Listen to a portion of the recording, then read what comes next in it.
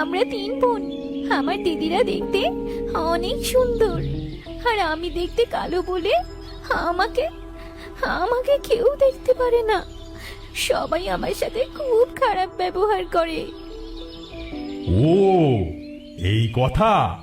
শোনো মেয়ে, এখান থেকে উত্তর দিকে 70 ক্রোশ যাওয়ার পর দেখবে একটা ছোট্ট জলাশয় আছে। সেই জলে একটা নীল পদ্ম ফুল ফুটে আছে। জলে নেবে একটা ডুব দিবে, আর ওই ফুলটা তুলে মাথায় বাঁধবে।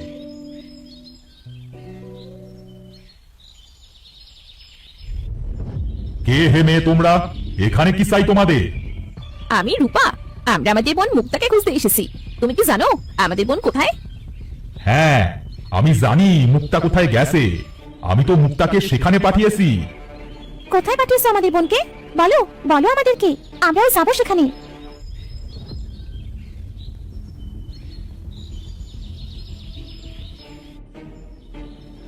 দিদি, অনেকক্ষণ তো হলো, আমরা তো শুধু হেঁটেই চলেছি। কই, মুক্তাকে তো কোথাও খুঁজে পেলাম না। তাহলে কি ওই গাছটা আমাদের মিথ্যে কথা বলেছে দিদি? আর পারছি না হাঁটতে।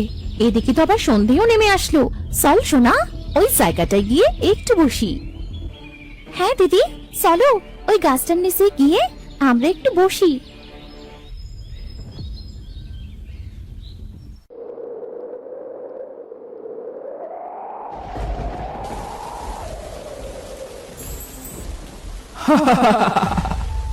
কে তোরা?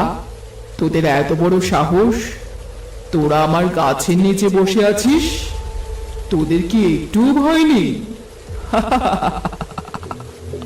তোরা জানিস না এখানে কেউ আসতে পারে না, আর যে আসে সে আর কখনো ফিরে যায় না। না, মেরো না, ছেড়ে দাও আমাদের, ছেড়ে দাও। না না, তোদের ছেড়ে দিলে তো হবে না। আর মাত্র 2 দিন পরই অমাবস্যা। আর এই অমাবস্যা রাতেই তোদের দুজনকে বলি দিয়ে আমি হয়ে যাব পৃথিবীর সবচেয়ে শক্তিশালী।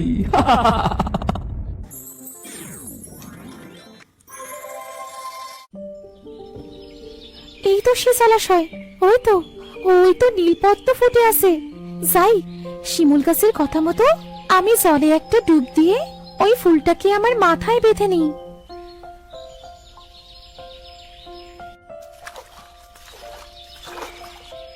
হে কি, আমি তো দেখতে অনেক সুন্দর হয়ে গেছি। এটা এটা কি করে সম্ভব? এই জলাশয় কি তাহলে জাদুর জলাশয়? হ্যাঁ মুক্তা, এটা জাদুর জলাশয়। এই জলে কোনো ভালো মনের মানুষ যদি একবার ডুব দেয়, তাহলে সে দেখতে অনেক সুন্দর হয়ে যায়। আর আমি তোমার উপর অনেক খুশি হয়েছি। আমি তোমাকে একটা জিনিস উপহার দিতে চাই। কি উপহার দিতে চাও আমাকে জলের রানী? আমি তোমাকে জাদুর শক্তি দিতে চাই। এই জাদু শক্তি তোমার কাজে লাগবে মুক্তা, কারণ তোমার 2 দিদি অনেক বিপদে পড়েছে। তাদেরকে বাঁচাতে তোমার এই জাদুর শক্তি প্রয়োজন। বিপদ? কোন বিপদে পড়েছে আমার 2 দিদি? কি বলছো তুমি জলের রানী? হ্যাঁ মুক্তা, তোমার দিদিদেরকে ওই হিজল গাছের ডাইনি বন্দি করেছে। তাদের দুজনকে বলি দিয়ে ওই ডাইনি পৃথিবীর সবচেয়ে শক্তিশালী হয়ে উঠবে আর পৃথিবীকেও শেষ করে দেবে। আমি কিভাবে ওই ডাইনিকে শেষ করব? রানী, আমাকে তুমি ডাইনিকে মারার উপায় বলে দাও। পাতালপুরের একটি গোপন ঘরে ওই ডাইনির প্রাণভ্রমরা বন্দী আছে। সেটাকেই তোমাকে শেষ করতে হবে। আমি কিভাবে যাবো ওই পাতালপুরিতে? এই নাও, এই নীল পদ্ম ফুল। এই ফুলই তোমাকে ওই পাতালপুরিতে নিয়ে যাবে। ধন্যবাদ তোমাকে জলের রানী, ধন্যবাদ। এই নীলপদ্ম, তুমি আমাকে পাতালপুরিতে ডাইনির গুহার সামনে পৌঁছে দাও।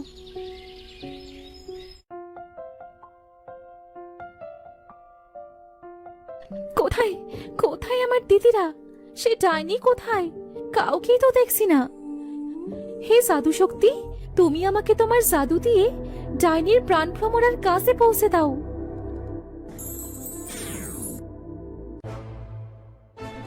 কে তুই? এখানে কি করছিস? তুই আমার দিদিদের কোথায় লুকিয়ে রেখেছিস? ভালোই ভালোই বল বলছি, আমার দিদিদেরকে তুই কোথায় রেখেছিস? আমার দিদিদেরকে ফিরিয়ে দে আমার কাছে। কে তুই? তোর এত বড় সাহস? তুই আমার ডেরায় এসে আবার আমার উপরেই বড় বড় কথা বলছিস? তোর সাহস তো কম নয়।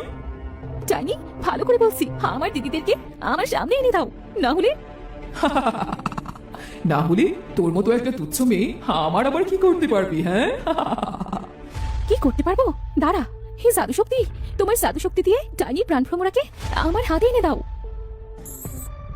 না না, আমার প্রাণভ্রমরা আমার কাছে দে বলছি, না হলে ভালো হবে না বলে দিচ্ছি। দে দে আমার প্রাণভ্রমরা, দে আমার কাছে। খারাপ তো এখন তোর হবে ডাইনি, দেখ তোর কি অবস্থা করি। আ! আমাকে মারিস না। আ! এবার এবার তোর খেলা শেষ ডাইনি।